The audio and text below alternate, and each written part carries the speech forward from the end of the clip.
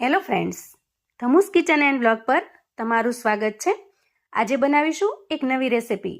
એટલી ટેસ્ટી બને છે કે ખાતા પેટ તો ભરાય પણ મન નહીં। ગજબની સ્વાદિષ્ટ બને છે।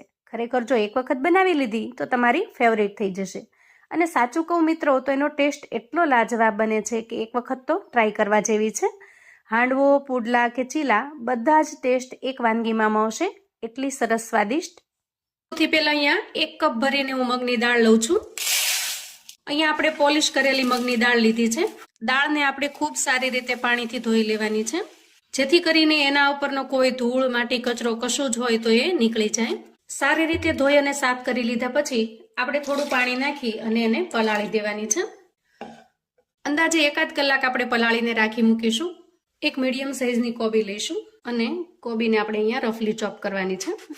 તો આ રીતે કોઈ પણ સાઈઝના પીસ છે આપણે કરી લેવાના છે। હવે આપણે ચોપર લઈશું અને ચોપરની અંદર આ કોબીને આપણે ઝીણી ચોપ કરી લઈએ અને આ રીતે ચોપ કરેલી કોબીને આપણે મિક્સિંગ બાઉલમાં કાઢી લઈએ। અંદાજે 1 કલાક પછી દાળને ચેક કરી લઈએ તો અહીંયા જુઓ, દાળ એકદમ સરસ પલળી ગઈ છે અને તમે આ રીતે કરશો તો ખ્યાલ આવી જશે, એકદમ આસાનીથી દાળ તૂટી જશે। તો હવે આપણે દાળની અંદરથી આ બધું જ પાણી કાઢી લઈએ અને ફરીથી દાળને ચોખ્ખી કરી લઈએ। હવે આપણે એક મિક્સર જાર લઈશું અને દાળને એમાં ટ્રાન્સફર કરીશું। હવે દાળની અંદર આપણે થોડું ઊંધું પાણી નાખીશું, 4 થી 5 ચમચી જેટલું, અને ઢાંકણ ઢાંકી એકદમ સ્મૂથ પીસી લઈએ। તો અહીં જુઓ, એકદમ સરસ આપણે દાળને અહીંયા પીસી લીધી છે। હવે આ પીસીને તૈયાર કરેલી દાળને આપણે એક મિક્સિંગ બાઉલમાં નાખી દઈએ। એકદમ સરસ બેટર બની ગયું છે દાળનું, અહીંયા તમે જોઈ શકો છો, એકદમ સ્મૂથ, અને આવું જ આપણે બનાવવાનું છે। દાળના બેટરની અંદર આપણે અહીંયા 1 કપ ભરીને રવો એડ કરવાનો છે, એટલે કે 1 કપ દાળની સામે અહીંયા 1 કપ હું રવો લઉં છું અને એને આપણે એડ કરી દઈએ। અને અહીંયા એડ કરીશું આપણે 3 ચમચી જેટલું દહીં। તો તમે ખાટું કે મોળું કોઈ પણ દહીં એડ કરી શકો છો। અને હવે આ બધી જ વસ્તુને પહેલા આપણે મિક્સ કરી લઈએ। હવે આપણે આ બેટરને 10 મિનિટ માટે ઢાંકીને મૂકી દઈએ, જેથી કરીને રવો સારી રીતે ફૂલી જાય। અંદાજે 7 મિનિટ પછી આપણે બેટરને ચેક કરી લઈએ। વાહ, જુઓ, થોડી વાર રેસ્ટ થવાથી બેટર એકદમ સરસ ફ્લફી બન્યું છે અને એના અંદર જે રવો છે એ પણ સારી રીતે ફૂલી ગયો છે, જેના લીધે બેટર થોડું ઠીક થયું છે, એટલે કે ઘાટું બન્યું છે। હવે નાસ્તાને એકદમ ટેસ્ટી અને મજેદાર બનાવવા માટે વઘારિયાની અંદર આપણે 1 ચમચી જેટલું તેલ ગરમ કરી લઈએ। તેલ સરસ ગરમ થઈ જાય એટલે 1 ચમચી રાઈ, અડધી ચમચી જીરું, 1 ચમચી જેટલા આખા તલ, થોડા મીઠા લીમડાના પાન અને થોડી અમથી ચપટી જેટલી હિંગ ઉમેરીશું અને ખૂબ સરસ રીતે મિક્સ કરી લઈશું। હવે આ તૈયાર થયેલો વઘાર આપણે બેટરમાં એડ કરી દઈએ અને સારી રીતે મિક્સ કરી લઈએ। આ રીતે વઘાર એડ કરવાથી નાસ્તાનો ટેસ્ટ 100 ગણો વધી જાય છે। નાસ્તાનું ટેક્સચર એકદમ સરસ સોફ્ટ બને છે, કોરો લાગતો નથી, ગળે ચોંટતો નથી, ડચુરા વળતા નથી, એકદમ સરસ જાળીદાર અને પોચો બને છે। ત્યાર પછી આપણે એક મીડિયમ સાઇઝની ડુંગળી ઉમેરીશું, આ રીતે ઝીણી સમારીને।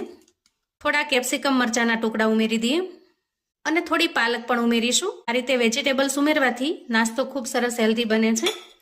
પાલકને પણ આપણે ઝીણી સમારીને ઉમેરી છે અને ત્યાર પછી ઉમેરીશું ઝીણી સમારેલી કોથમીર અને ત્યાર પછી આપણે ચોપ કરીને તૈયાર કરેલી કોબી ઉમેરી દઈએ।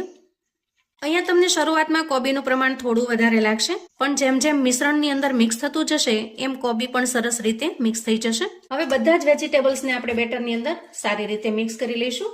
હવે કરીશું રૂટીન મસાલા। સૌથી પહેલા સ્વાદ પ્રમાણે મીઠું ઉમેરી દઈએ, 1 ચમચી ધાણા પાવડર ઉમેરીશું, અડધી ચમચી જેટલી હળદર ઉમેરીશું અને અડધી ચમચી લાલ મરચું પાવડર ઉમેરીશું। 5 ચમચી જેટલો આપણે અહીંયા ગરમ મસાલો ઉમેરીશું। તમે જો ગરમ મસાલો ઉમેરવા ન માંગતા હો તો એને સ્કીપ કરી દેવાનો। હવે નાસ્તાનો એકદમ સરસ ખાટો મીઠો ચટપટો ટેસ્ટ લાવવા માટે 1 ચમચી જેટલો લીંબુનો રસ ઉમેરું છું। તમે અહીંયા આમચૂર પાવડર પણ ઉમેરી શકો છો અથવા તો 1 ચમચી જેટલો ચાટ મસાલો પણ ઉમેરી શકો છો। હવે આપણે બધા જ મસાલાને ખૂબ સરસ રીતે મિક્સ કરી લઈશું। જુઓ, તો અહીંયા આપણું બેટર એકદમ પરફેક્ટ બનીને તૈયાર થયું છે। ત્યાર પછી નાસ્તાને એકદમ સોફ્ટ અને જાળીદાર બનાવવા માટે 5 ચમચી જેટલો આપણે અહીંયા ઇનો ફ્રૂટ સોલ્ટ ઉમેરીશું અને થોડું પાણી નાખી એને એક્ટિવેટ કરી લઈએ। તમે અહીંયા ખાવાનો મીઠો સોડા પણ ઉમેરી શકો છો। હવે આપણે ગેસ તરફ જઈશું। તો અહીંયા ગેસ ઓન કરી ગેસ ઉપર મેં એક નોનસ્ટિક પેન મૂક્યું છે અને પેનમાં આપણે 1 ચમચી જેટલું તેલ ઉમેરીશું અને ત્યાર પછી તેલને આપણે તળિયા ઉપર બધી જ જગ્યાએ સ્પ્રેડ કરી દઈએ।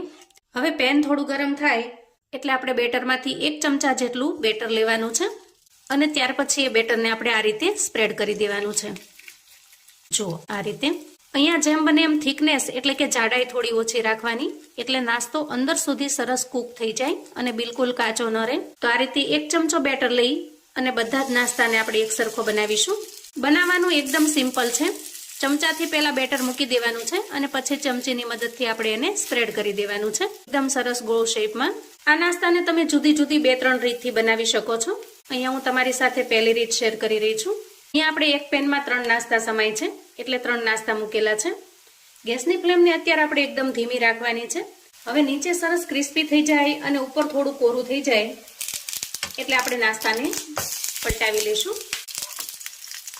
જુઓ જે રીતે આપણે ઉપરની સાઈડ સરસ ક્રિસ્પી બનાવી લીધા છે એ જ રીતે નીચેની સાઈડને પણ સરસ ક્રિસ્પી કરી લઈએ. આ નાસ્તાને ઓછા તેલમાં બનાવવા માટે તમે અપ્પે પેનમાં પણ બનાવી શકો છો. એમાં પણ ખૂબ જ ટેસ્ટી એવો સરસ નાસ્તો બનીને તૈયાર થશે. અને બંને સાઈડ એકદમ સરસ ક્રિસ્પી થાય એટલે આપણે એને એક પ્લેટમાં કાઢી લઈએ. જુઓ જોતા જ ખાવાનું મન થઈ જાય એવો સરસ યમી બન્યો છે. હવે આપણે નાસ્તો બનાવવાની બીજી રીત પણ જોઈ લઈએ. તો અહીંયા ગેસ ઓન કરી ગેસ ઉપર આપણે એક નાનું તડકા પેન મૂકવાનું છે અને તડકા પેનમાં આપણે 1 ચમચી જેટલું તેલ લઈશું. તેલ થોડું ગરમ થાય એટલે 1 ચમચી જેટલી રાઈ ઉમેરી દઈએ, 1 ચમચી જેટલા તલ ઉમેરી દઈએ અને થોડા મીઠા લીમડાના પાન ઉમેરી દઈએ. અહીંયા રાઈ થોડી ફૂટવા લાગે અને તલ પણ સારી રીતે શેકાઈ જાય એ સમયે આપણે એમાં બેટર ઉમેરીશું. અંદાજે 3 ચમચા જેટલું બેટર મેં અહીંયા ઉમેર્યું છે અને હવે ચમચીની મદદથી એને સરસ રીતે ફેલાવી દઈએ.